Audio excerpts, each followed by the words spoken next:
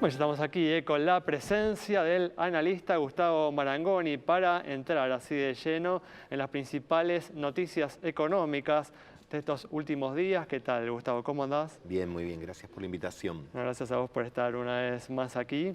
Y bueno, y reaccionando al sorpresivo resultado electoral del domingo pasado, hoy el presidente Mauricio Macri presentó un conjunto de medidas económicas dirigidas a aliviar la situación de los sectores más golpeados por la crisis. ¿Qué te parecieron, Gustavo, estas medidas?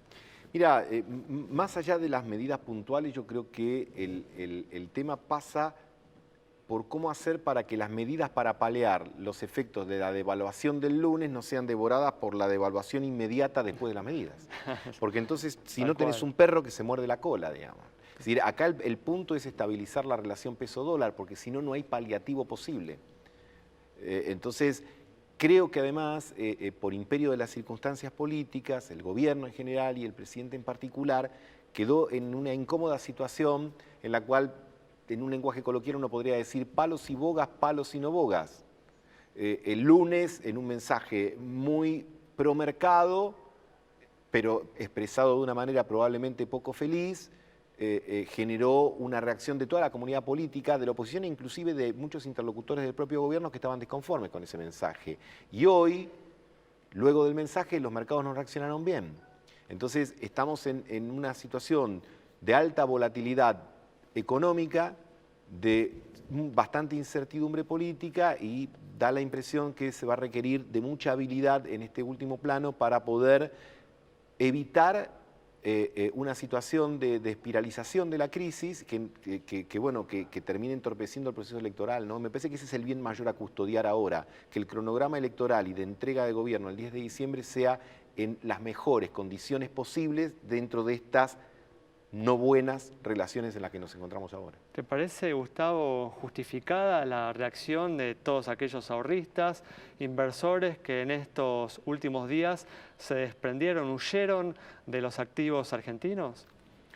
Que tienen miedo, y cuando uno tiene miedo se comporta de una manera diferente.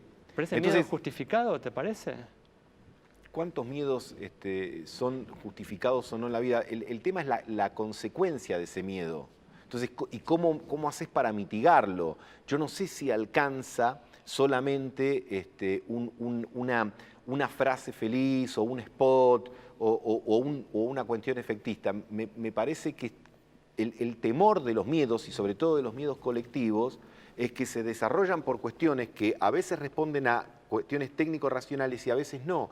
Y se requiere de inteligencia intelectual, pero también de inteligencia emocional para poder abordarlo. Pero por sobre todas las cosas se requiere de habilidad política, y quizás me parece que en esta circunstancia el gobierno debiera evaluar la posibilidad de mover su propio banco. No estoy hablando de cambio de gabinete, ni mucho menos, porque creo que a esta altura no serviría de nada, sino que dentro del propio elenco debe tener figuras que tienen más capacidad, experiencia, para poder hablar con representantes de la oposición, y como un como un técnico de fútbol que ante un adversario determinado elige qué jugador poner, o elige si va a jugar con 4 en el fondo, con 3, o va a jugar con 2 o con 3 arriba. En esta circunstancia el gobierno debería evaluar lo mismo. Hablábamos en el primer bloque que consideramos, ¿no?, fundamental, pero difícil que suceda, que Alberto Fernández dé alguna señal, alguna garantía respecto a lo que va a hacer cuando asuma, si se confirma obviamente lo que parece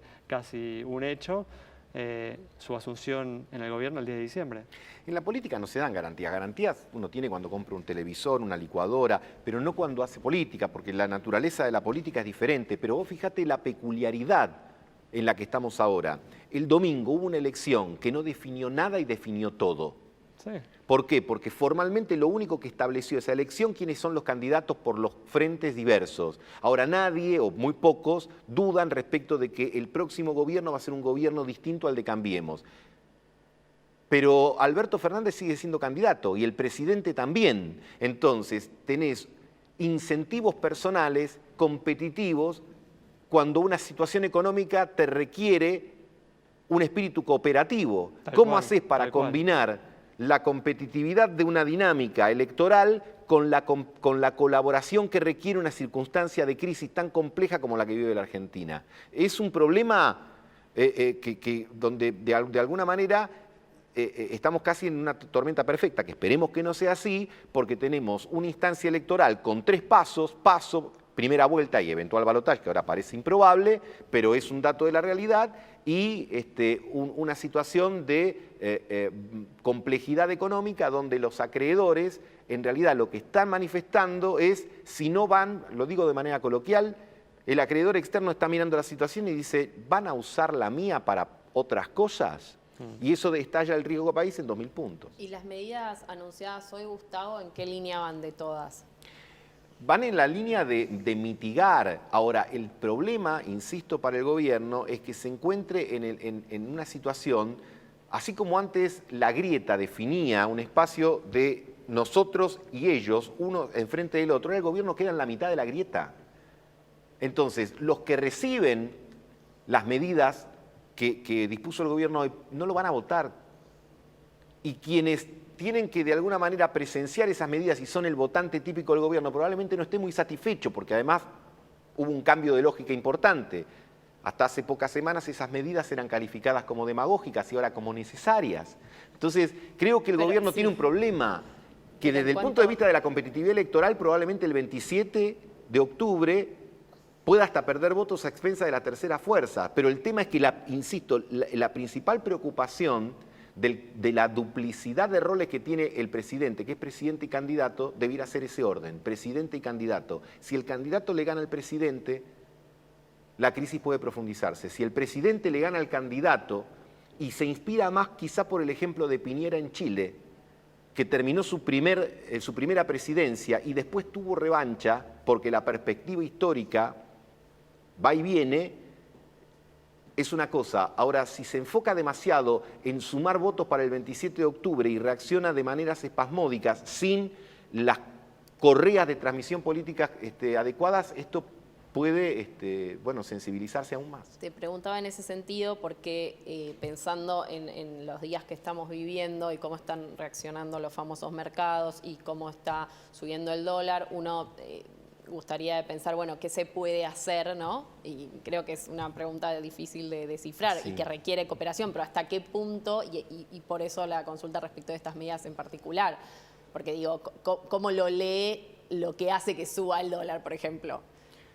Repito, el hecho de que los acreedores vieron que los préstamos del Fondo Monetario, que tenían como propósito exclusivo garantizar los pagos de intereses de la deuda de la República Argentina, pueden tener otro fin. Por eso, concretamente, fondo, como hoy se hicieron 4 licitaciones del Banco Central, que el mercado te las absorbe y que no detiene la caída del peso argentino, y que vos estás combinando toda la batería de medidas. A ver, si subís las tasas es para evitar vender dólares, y si vendés dólares es para evitar subir las tasas, y acá suceden las dos cosas a la vez. Entonces, insisto, más allá de lo técnico, me parece que el camino es el tono del mensaje del presidente inicial de hoy, a la mañana, la conversación telefónica con Alberto Fernández. A ver, ¿es mejor eso que lo del lunes o lo del domingo a la noche? Si alcanza, lo sabremos en los próximos días. Para cerrar, Gustavo, ¿le atribuís alguna responsabilidad a Alberto Fernández en estas próximas semanas?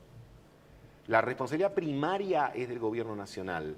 La responsabilidad, insisto, del candidato en última instancia es mantener los mensajes que más o menos viene diciendo, que está en la pretensión de eventualmente él como presidente cumplir con las obligaciones de la República Argentina en lo que hace al tema exterior, pero que en última instancia, insisto en lo que decía antes, él sigue siendo candidato y todavía no ganó.